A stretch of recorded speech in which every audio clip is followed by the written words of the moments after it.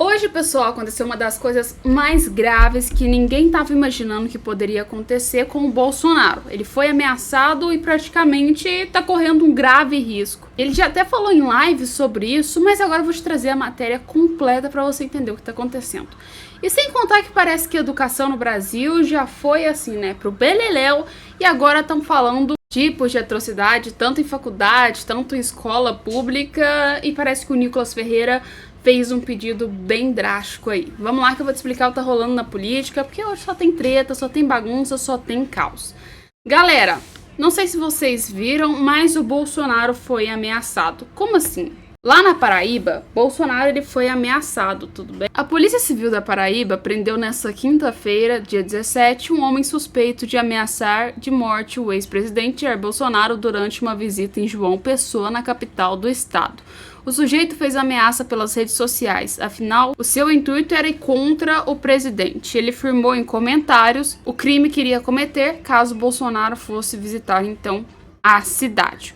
O que aconteceu agora, né, é que esse sujeito que já ameaçou o Jair Bolsonaro, né, ele foi preso, tá? Então, durante um pequeno tempo, a gente ficou seguro e falou, legal, beleza, tá preso, não vai ser um risco. Não vai ser um risco, né, já que ele tá preso. Porém, parece que a situação foi outra, porque ele foi preso e já foi solto tempos depois de ameaçar uma pessoa. Então, assim, não tem uma coisa mais perigosa do que isso agora para Bolsonaro, né?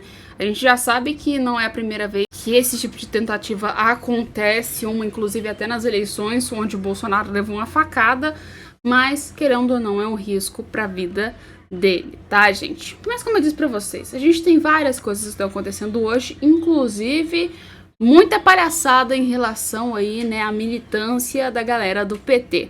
E uma das coisas que aconteceu hoje foi, então, o próprio PT, né, praticamente mostrar e reconhecer que a Venezuela não foi uma fraude eleitoral e não foi um golpe que o Nicolás Maduro deu dentro do país. E reconhecer que aquelas eleições foram corretas e que o Maduro ganhou. Aí foi o auge, foi assim, né, o fim da picada aí, praticamente. No Foro de São Paulo, o PT mostra sua alma ao reconhecer a legitimidade do Maduro. Lembrando, legitimidade de um governo autoritário, um governo que matou centenas de pessoas e que cometeu uma fraude contra a democracia, tá, gente? Só lembrando para vocês isso.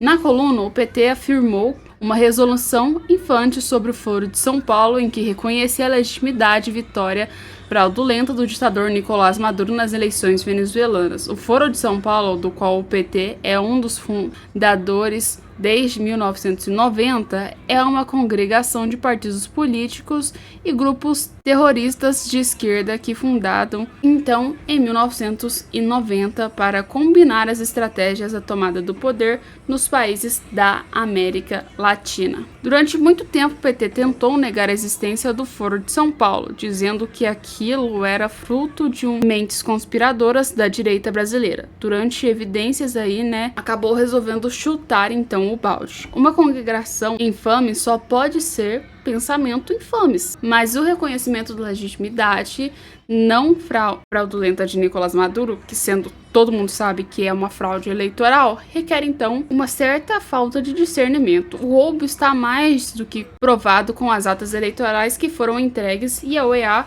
meio que confirmou, né, junto com a Fundação Qatar. Alguns petistas como Tarso Genro ficaram chateados então com o reconhecimento.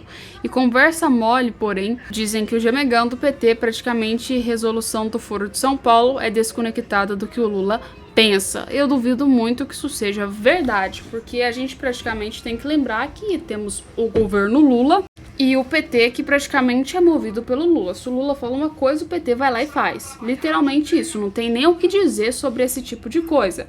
Porém, a gente tem que lembrar uma leve situação que acontece muito. O governo Lula já teve muita aliança com o Nicolás Maduro, tanto que mesmo todo mundo sabendo que a Venezuela já é uma fraude eleitoral, mesmo todo mundo sabendo que a Venezuela já é apocalíptica, caótica, e o Nicolás Maduro praticamente tomou o poder, o Lula ainda chamou ele para vir para cá bem no início do seu mandato. Mesmo sabendo de tudo que aconteceu, o Lula ainda durante um bom período ficou ali em cima da ponte contra o Nicolás Maduro não ficou nem a favor nem contra. E agora, depois que deu muito pior, que ele foi se posicionar. Então, assim, não acho que seja diferente a linha que esses dois possam estar pensando, já que, de certa forma, ele representa um pouco o partido. E, pois é, falando de representação, vamos falar de Nicolas Ferreira, né?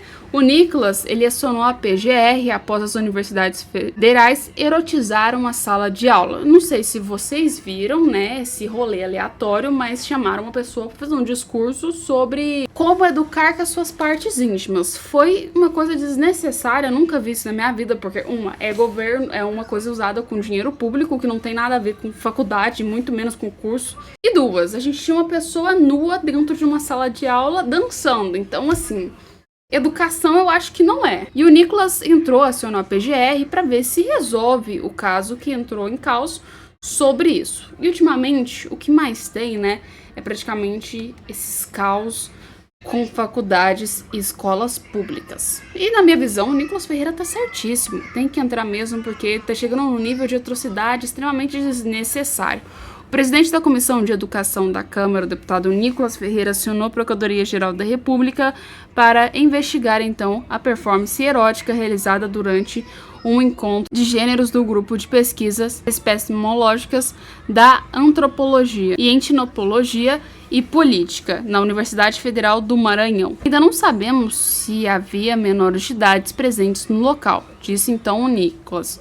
O deputado também solicitou informações à UFMA sobre o grupo de pesquisa responsável pela realização do encontro, já que era uma coisa completamente aleatória do que deveria acontecer em uma faculdade, né? O Nicolas Ferreira afirmou que eles podem ser exonerados dos cargos caso estejam flagrados coniventes com o incidente.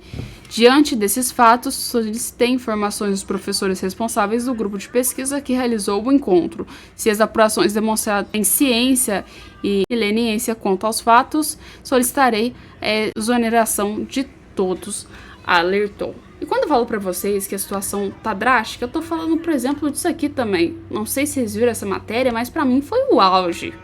A Faculdade de Medicina da USP promove palestras sobre saúde das mulheres de próstata. É isso mesmo que vocês estão ouvindo. Gente, será que eu perdi a aula de biologia na escola? Não é possível. Desde quando mulher tem próstata, pelo amor de Deus?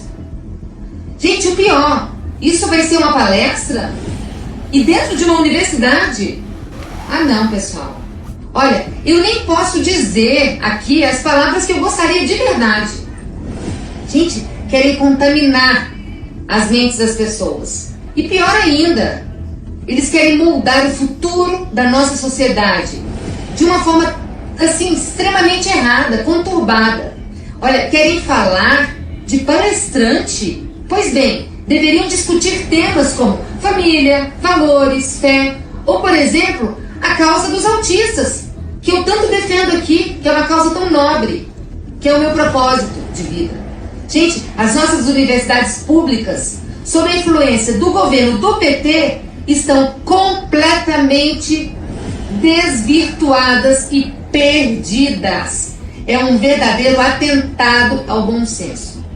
E se você compartilha comigo desta opinião, por favor, compartilhe esse vídeo.